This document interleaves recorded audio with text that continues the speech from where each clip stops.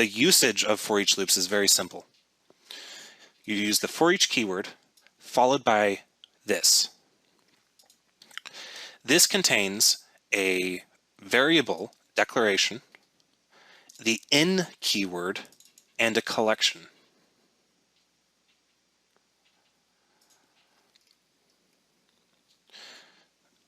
Could you pop in some green text against the other two?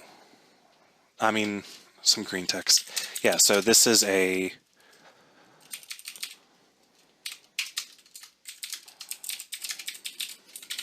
while loop. This is going to be our for loop, and this is going to be our for each loop. Okay, so we start off with saying the keyword for each. We know it's a keyword because it's blue. We open up parentheses. We then have a variable declaration. In this case, the variable declaration is name. Then we have the in keyword followed by a collection. Now, it could be a collection or an array or even other things, but we won't talk about that. So, yeah. What we're doing here is we're instructing the computer to loop through every single item in the names list and execute line 41 for every single item in the names list.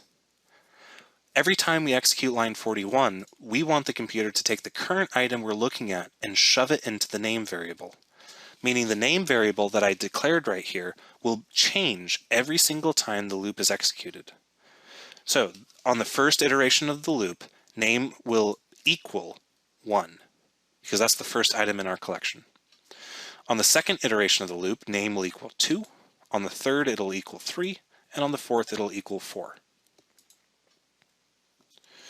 So when I hit F5, we see that it prints out 1, 2, 3, 4, which proves what I just said.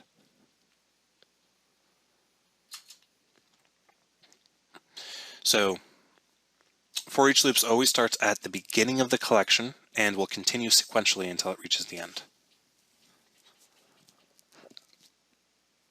Can you easily reverse the order of a for each loop? I so don't want to answer this question.